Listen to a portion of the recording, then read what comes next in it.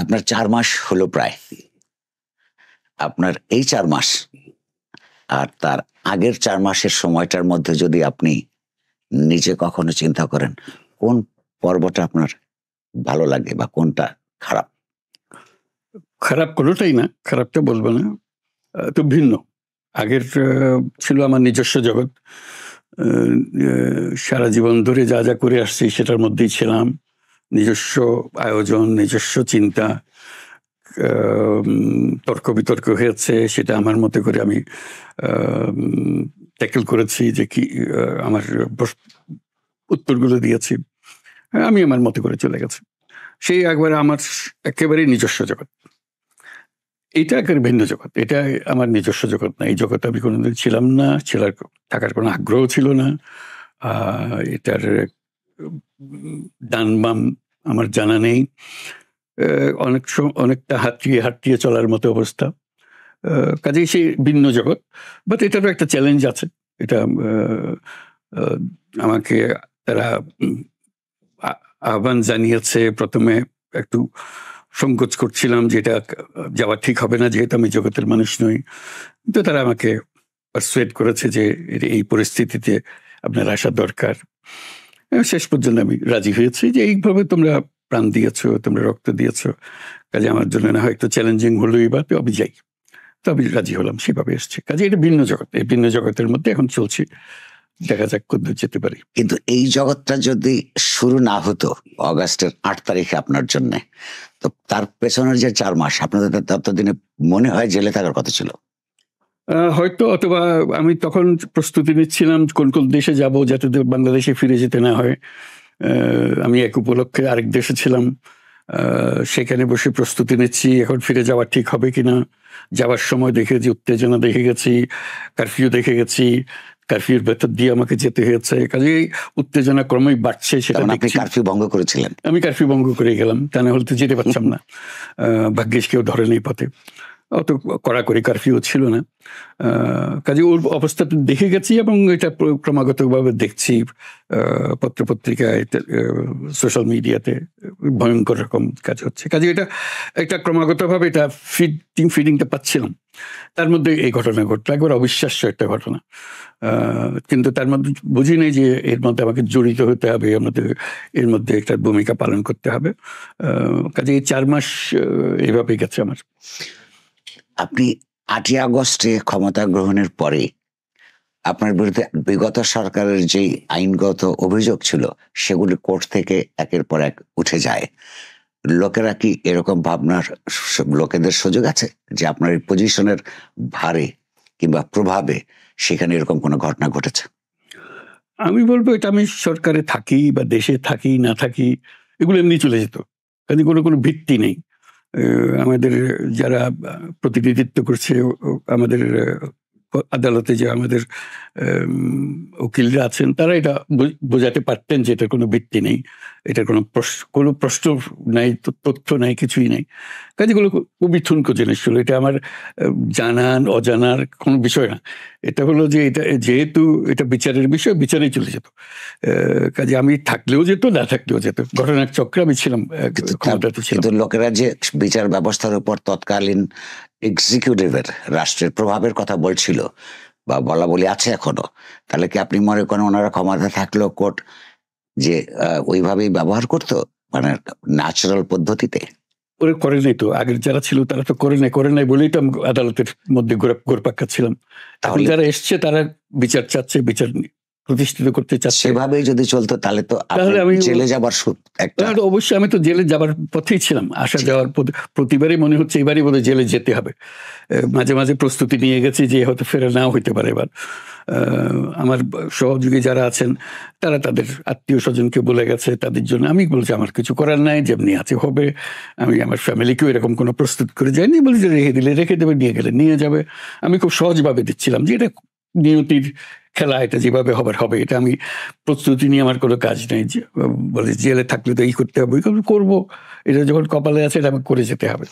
আপনি মাত্র বললেন যে এটা একটা ভিন্ন জগৎ এবং এইভাবে জড়িয়ে পড়তে হবে, এরকম একটা রাজনৈতিক দায়িত্ব তো রাষ্ট্র পরিচালনা, সেটা আপনি চিন্তা করেননি?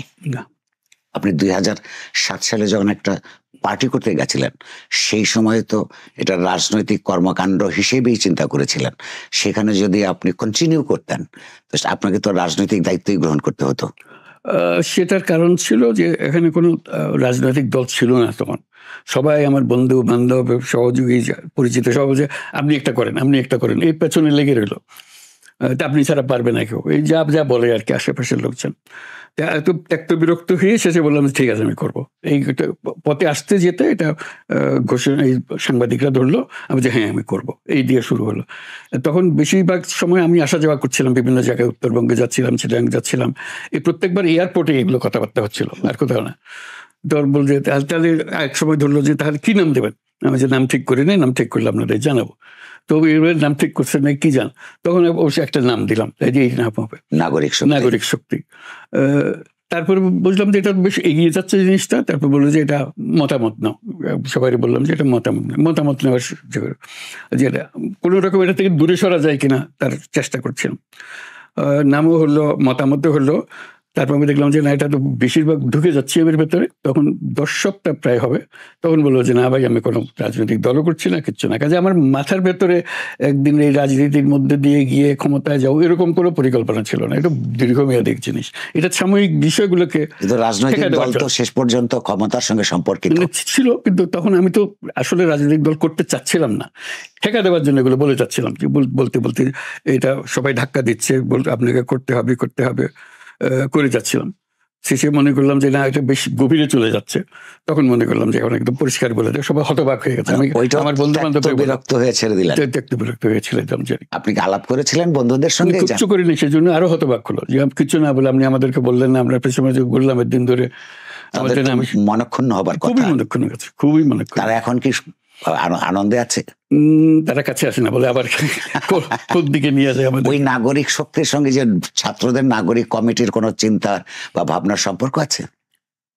নাগরিক শব্দটা কমন আছে এটা দেখতেছি, তারপরে আমার সঙ্গে তার কোনো আলোচনা হয় না, তারা কোথা থেকে শব্দ পেলো না পেলো। এই শব্দটা যে কোনো লোক ব্যবহার করতে পারে, আপনার সঙ্গে কোনো পরামর্শ করে নাই তারা? আপনি প্রায়ই বলেন, কয়েকবারই বলেছেন জাতীয় এবং আন্তর্জাতিকভাবে, যে ছাত্ররা আপনাকে এই জায়গায় নিয়ে এসেছে তাদের ম্যান্ডেটের কারণে। ছাত্র সমাজ হিসেবে 5ই অগাস্ট যেই পরিমাণ তারা সমন্বিত ছিল, সংগঠিত এবং একাকার ছিল, এইটা যদি বিভক্ত হয়ে যায়, তাদের উদ্দেশ্য সাধিত হয়ে যাবার পর, এই অর্থে যে ইমিডিয়েট উদ্দেশ্য ছিল তৎকালীন একটা স্বৈরতান্ত্রিক সরকারের পতন, তার পতনের পরে তাদের বিভিন্ন ছাত্র সংগঠনের বিভিন্ন রাজনীতি আছে, তারা যদি বিক্ষিপ্ত হয়ে পড়ে কিংবা তাদের স্বার্থের রাজনৈতিক স্বার্থের সংঘাত ঘটে, তখন আপনার ম্যান্ডেটটা প্রশ্নবিদ্ধ হবে না? এটা হলো অন্তর্বর্তীকালীন সরকার, আমি সেই সরকারের একটা অংশ। ওটা হলো রাজনীতি। এই সরকারে আমি কতদিন আছি না আছি সেটা ব্যাপার। ওরা কি করছে, রাজনীতির কি ফল দাঁড়াবে সেটা ভিন্ন জিনিস। এটা একজন নাগরিক হিসেবে ওদের চিন্তা করতে পারে যে কি হবে না হবে, কিন্তু সরকার হিসেবে আমি আমার দায়িত্ব পালন করছি যতটুকু আমার সাধ্য কুলায়।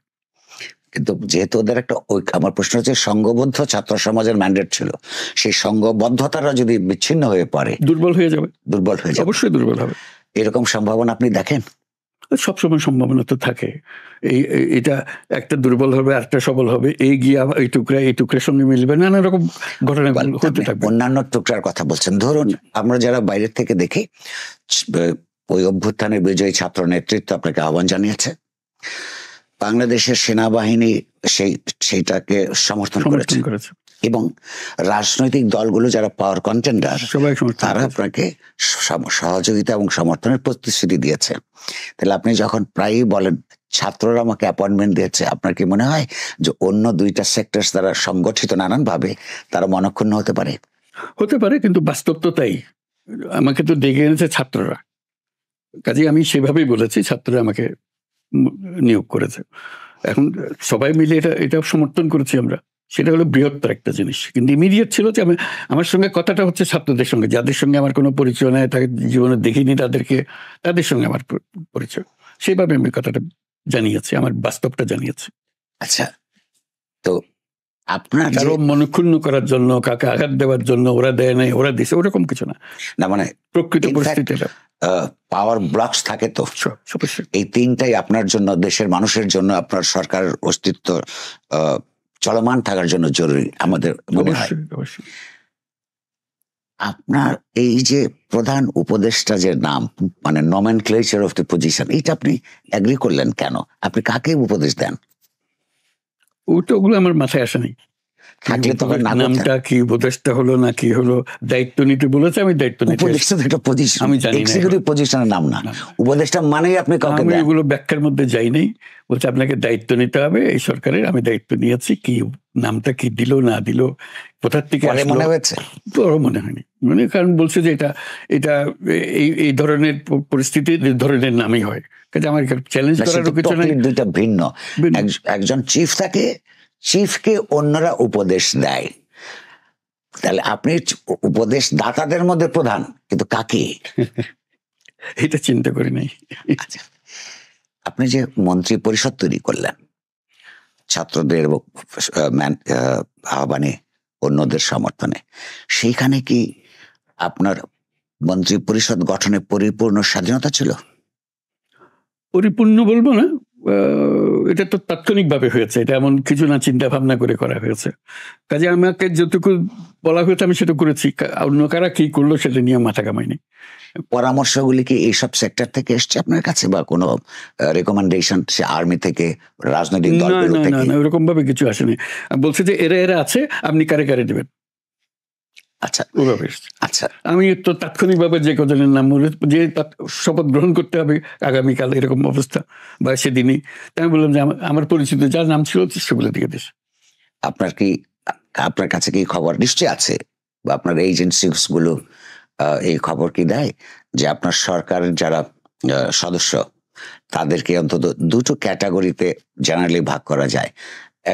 এক পক্ষের ব্যাকগ্রাউন্ড হচ্ছে এনজিওস, ও সেখানে আপনার ব্যাপারে একটা সমালোচনা আছে যে চিটাগং এর লোক বেশি, বিকজ আপনার বাড়ি চিটাগং।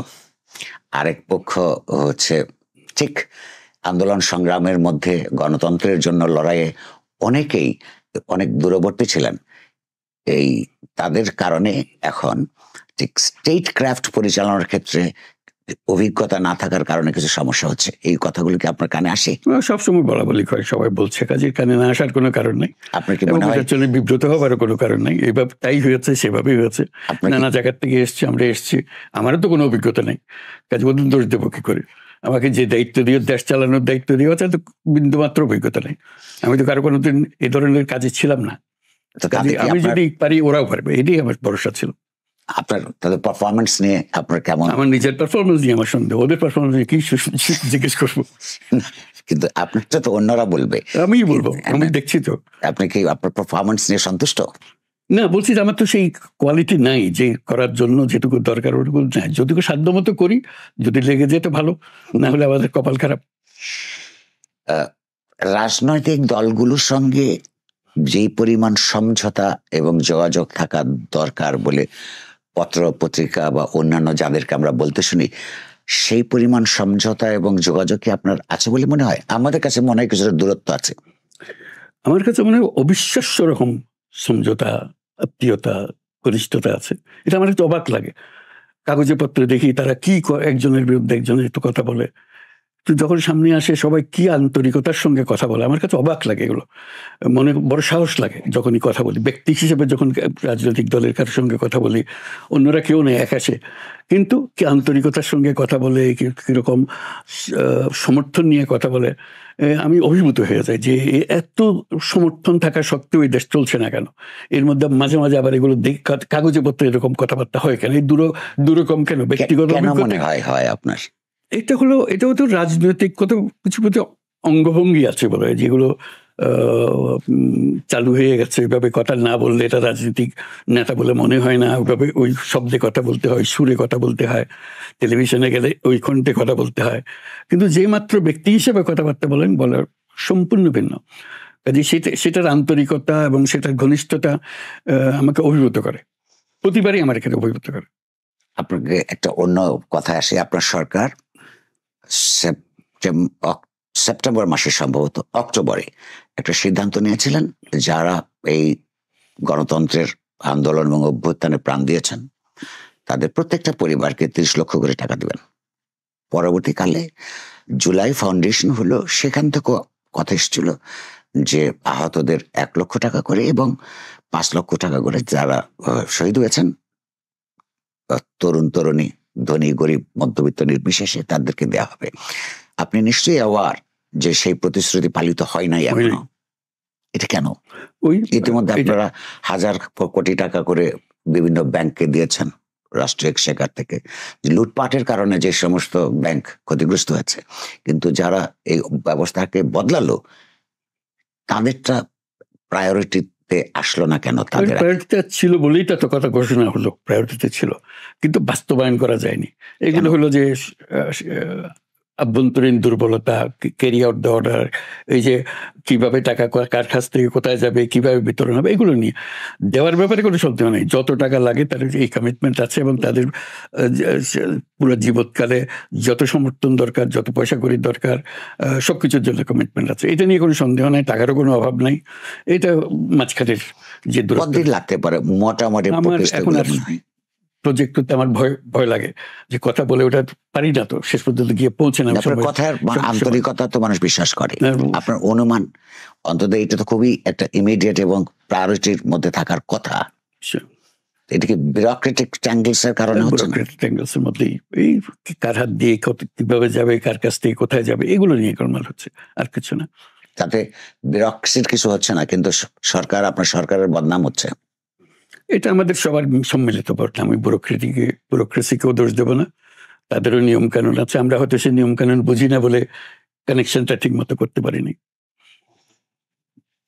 আপনার কোনো টাইম লাইন যত সহজে আমি আবার মাস দিন একটা দিয়ে আবার বিব্রত হতে চাচ্ছি না আর কি। আচ্ছা, সাম্প্রতিককালে আপনি নিশ্চয়ই লক্ষ্য করছেন, আমরাও লক্ষ্য করছি যে সরকারের যে গণতান্ত্রিক সংস্কারের কর্মসূচি এবং নির্বাচন, এই দুইটাকে পরিপূরক না ভেবে একটা সাংঘর্ষিক পর্যায়ে চলে যাচ্ছে আলাপ আলোচনার মধ্যে। এটা কি আপনাকে চিন্তিত করে? না, এখনো সাংঘর্ষিক তো যায় নাই। আমরা যেভাবে অগ্রসর হচ্ছিলাম, একটা ফর্মুলা দিয়েছিলাম, একটা প্রক্রিয়া তৈরি করেছিলাম, এটা কাজে লাগে বা ব্যাকল হয় জানি না।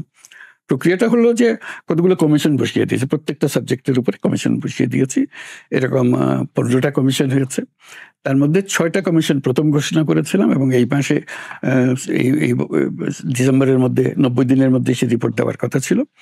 তারা 90 দিনই শেষ করতে পারে নাই, বলছে যে আগামী 7 তারিখে দেবে, জানুয়ারির 7, 1 সপ্তাহ দেরি হতে পারে। তো সেটা সহজ, কারণ আমরা আয়োজন করতেও সময় লেগেছে। ঘোষণা করেছি, তাকে বসার জায়গা দিতে পারি নাই, কোথায় কে কার সঙ্গে পরিচয় করি, ওই সময় লেগেছে।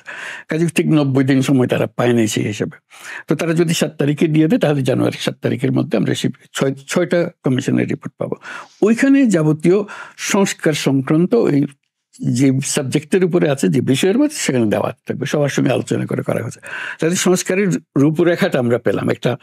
একটা ইতিমধ্যে কনসালটেশন হয়েছে, ইতিমধ্যে মত বিনিময় হয়েছে, তার মধ্যে কোনোটা ঠিক আছে, কোনোটা ঠিক নেই। একটা তারা কমিশন যেটা মনে করেছে যে এইগুলোই হলো আমাদের সারমর্ম, এগুলো পেয়ে গেলে তখন এগুলো নিয়ে আসবে বৃহত্তর সংলাপের জন্য, যেটার একটা সংলাপ সেদিন হয়েও গেল। যদিও কোনো রিপোর্ট আসেনি, তবে প্রাথমিকভাবে একটা সংলাপ হলো, সবাইকে নিয়ে আলাপ করা, কোনটা পছন্দ কোনটা অপছন্দ, কিভাবে অগ্রসর হবে, ইত্যাদি ইত্যাদি। কাজে সাবজেক্ট ওয়াইজ একটা বড় রকমের কনসেনসাস বিল্ডিং প্রসেস, যেটার জন্য আবার আলাদা একটা কমিশন ঘোষণা করলাম সেদিন।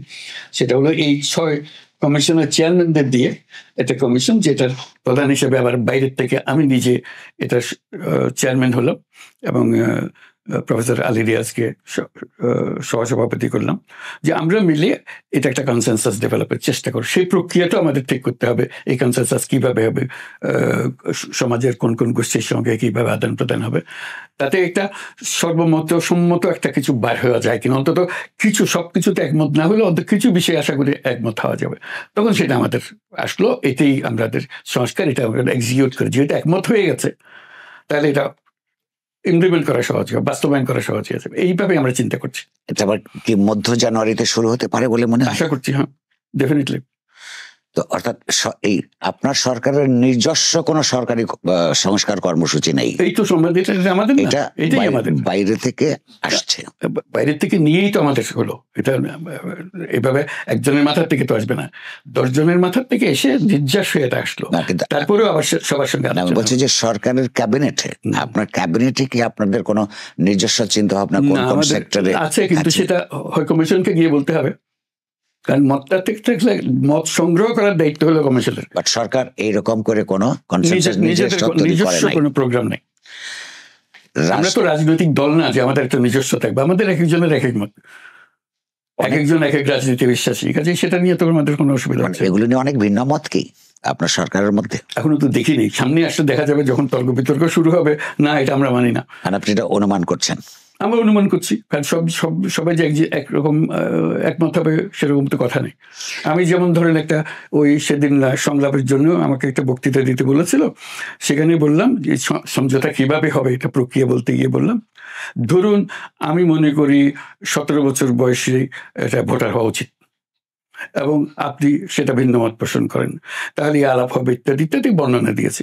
শেষ পর্যন্ত দেখলে আপনার মতটাই ঠিক গেল, আমার তত হলো না, আমি মেনে নেবো সেটা হলো এক। লোকে মনে করলো যে এটা মধ্যে সরকার থেকে চাপিয়ে দেওয়া হচ্ছে 17 বছর। আমি তো ভাই এরকম বলি নাই তো, আমি বললাম যে ধরুন 17, আমি বলছি 17 বছর বয়স থেকে হওয়া ভালো, এটা একটা মত হিসেবে, মতের একটা সিদ্ধান্ত নয়, সিদ্ধান্ত উদাহরণ হিসেবে। তাহলে এটা সমঝোতাটা কিভাবে হবে? আপনাদের সবার মত একরকম, আমার মত একরকম, তো শেষ পর্যন্ত আমি সবার মত যেদিকে আমি সেদিকে যোগ দেবো, সেটি হলো কনসেনসাস, সেটি হলো ঐকমত্য যেটা বুঝি। এইভাবে আমরা অগ্রসর হতে চাই। তো সেটা অনেকে ভুল বুঝে মনে হলো যে সরকার থেকে বোধহয় 17 বছর লাগিয়ে দিতে চাচ্ছে। তা বললো যে না ভাই, এরকম তো বলি নাই আমি। এ বিষয়ে সরকারের সুনির্দিষ্ট কোনো প্রস্তাবনা নাই।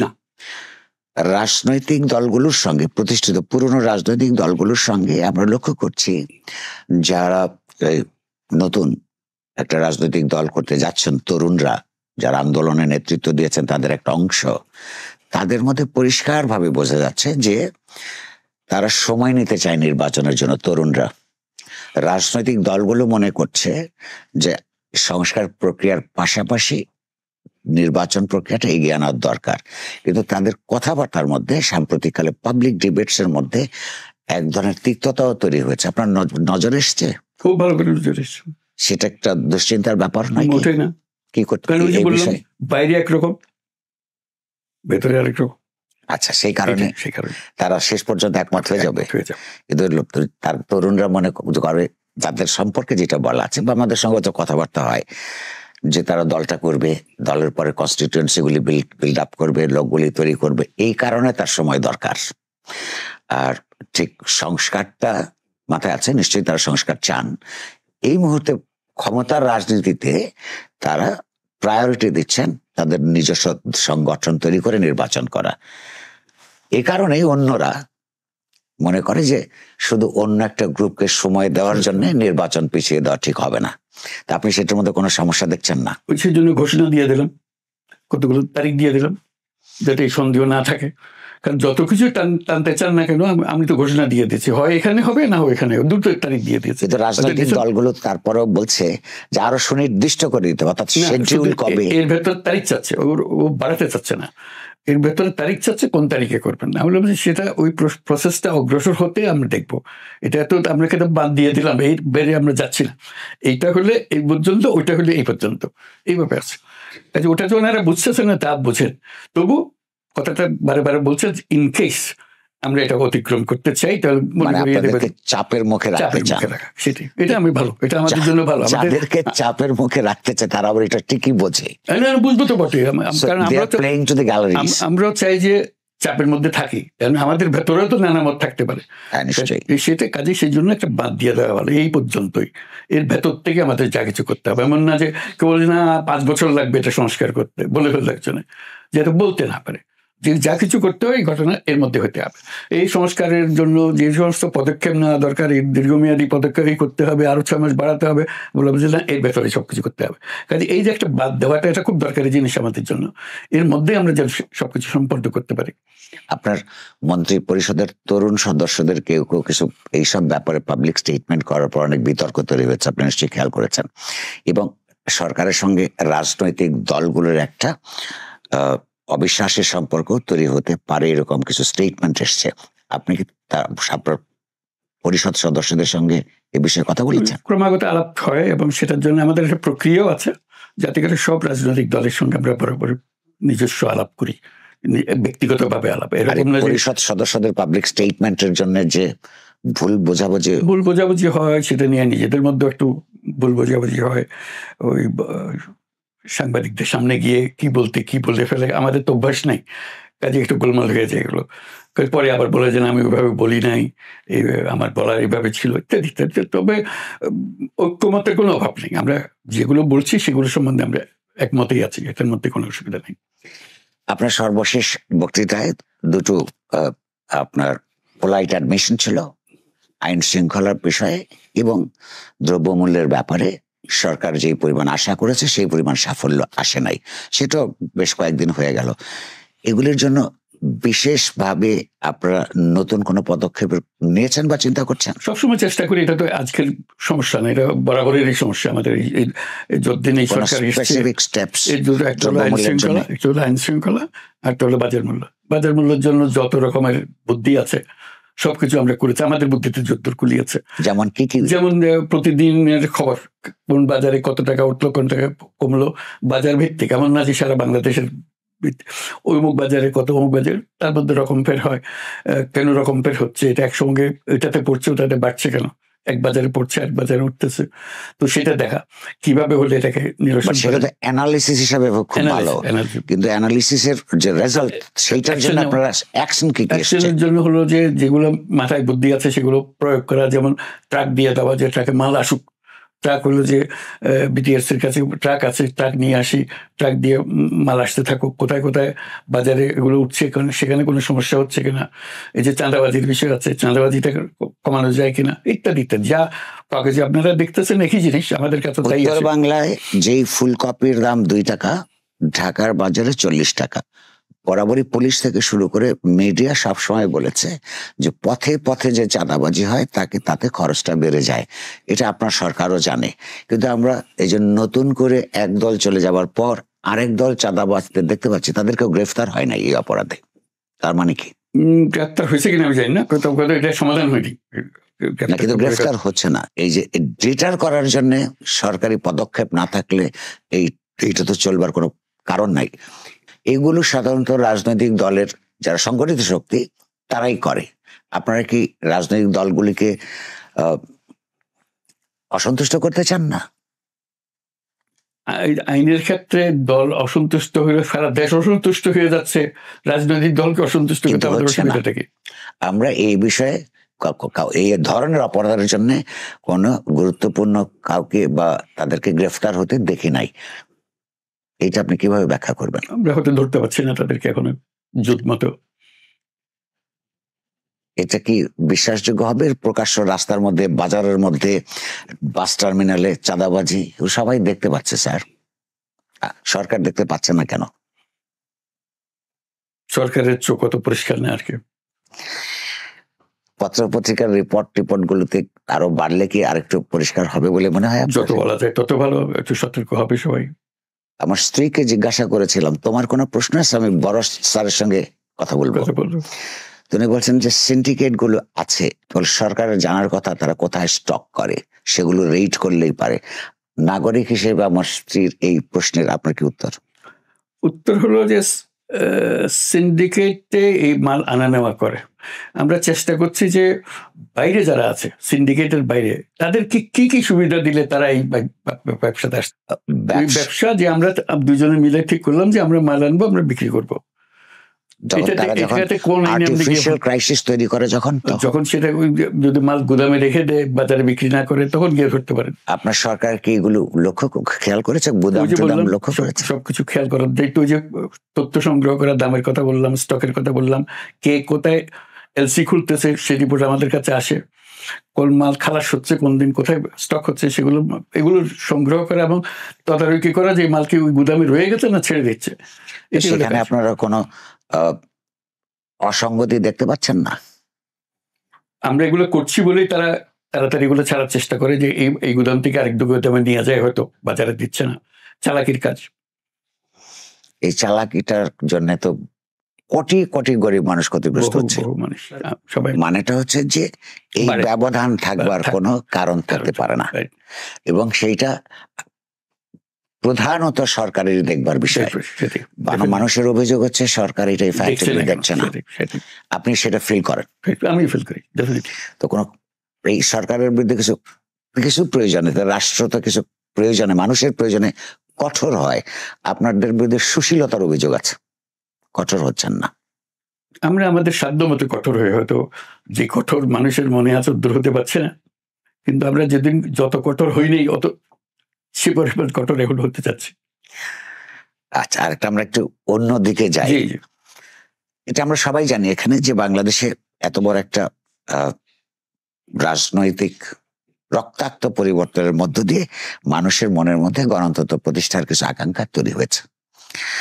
সেইটাকে আমাদের পাশের দেশ ভারত এক ধরনের সন্ত্রাসবাদী তৎপরতা হিসেবে চিহ্নিত করছে এবং নানান কথা বলছে। এটা আমরা ঠিক জাতীয়তাবাদী চৈতন্য থেকে নয়, দেশকে ভালোবাসি বলে নয়, তথ্য বিকৃতি হিসেবে আমরা নানান জায়গা থেকে এগুলো মিডিয়া এটা সাধ্যমতো বলছে। কিন্তু সেটা একটা হচ্ছে মিডিয়ার লড়াই, আর হচ্ছে যে বস্তুত ফাংশনাল ডিপ্লোম্যাসিতে আপনার এই কদিনের অভিজ্ঞতা অনুযায়ী ভারতের সম্পর্কে একটা সুষ্ঠু ওয়ার্কিং রিলেশন তৈরি হওয়ার ক্ষেত্রে কি আমরা এগোতে পেরেছি? আমরা বরাবরই চেষ্টা করছি ভারতের বিভিন্ন পর্যায়ে সম্পর্ক তোলা এবং তাদের কাছে প্রকৃত পরিস্থিতি তুলে ধরা। প্রথমবার যখন প্রধানমন্ত্রী নরেন্দ্র মোদীর সঙ্গে ফোনে আলাপ করলো, উনি ফোন করেছিলেন, ফোনে যেদিন আলাপ করলো উনি অভিযোগ করলেন যে এখানে হিন্দুদের উপর অত্যাচার হচ্ছে ইত্যাদি। তা বললাম যে এটা অতিরঞ্জিত কতগুলো সংবাদ আপনার কাছে যাচ্ছে, কাজে এটা আপনি বিশ্বাস করেন না। যদি আপনি প্রকৃত তথ্য জানতে চান, আপনি আপনাদের সাংবাদিকদের পাঠান, এখানে আসুক, তারা দেখুক, দেখে রিপোর্ট করুক। কাজেই আমাদের তথ্যগুলো যদি আস্থায় আনতে না চান তাহলে এটি প্রকৃত পরিস্থিতি। পরবর্তীতে অনেকে এসেছিলেন, ভারতীয় সাংবাদিক এখানে এসছেন, ঠিক হলে তারা রিপোর্ট করেছে। আমরা চেষ্টা করছি যাতে করে অতিরঞ্জন থেকে বাঁচা যায়। কিন্তু কিছু সংবাদ আছে এগুলো কোনো অতিরঞ্জনের বিষয় না, এটা একবারে গাঁজাখুরি কতগুলো কথা দিয়ে যাচ্ছে, ওটা তারে সামনে দেখাই দিলেও হবে না। তো সেরকম তারা চলছে, নানা রকম আজগুবি সংবাদ দিচ্ছে। তো পরবর্তীতে যখন তাদের সঙ্গে আলাপ হয় তখন এবার তাদের পররাষ্ট্র সচিব যখন আসলেন তখন বললাম যে এরকম কেন হচ্ছে। তো বললো যে ওটা আমাদের সরকারের বিষয় না, সরকারের মধ্যে জড়িত না, এগুলো মিডিয়ার বিষয়, এগুলো আমাদের আওতার বাইরে। কাজে সরকার এটার থেকে দূরে সরল, সেটা আমাদের জন্য একটা বড় অ্যাচিভমেন্ট। একদিন সরকার এটার মধ্যে জড়িত ছিল বলে অনেকটা প্রকাশ করছিল, এখন সরকার বলছে এটা আমাদের না, কাজেই এটা হয়ে গেল। আমরাও চেষ্টা করছি এখন আমাদের তথ্যগুলো তাদের কাছে দেওয়ার জন্য। ইন্টারন্যাশনাল করেসপন্ডেন্টরা যখন আসে, সব সাংবাদিকরা আসে, তারা করে। এখন মনে হয় ইন্টারন্যাশনাল কাভারেজ ইত্যাদির কারণে অত বেশি জুত করতে পারছে না, দিচ্ছে এখনো খবর দিচ্ছে, উল্টাপাল্টা খবর দিচ্ছে, কিন্তু জুত করতে পারছে না, যেহেতু আন্তর্জাতিক যারা সাংবাদিক আছেন তারা এগুলো রিপোর্ট করছেন।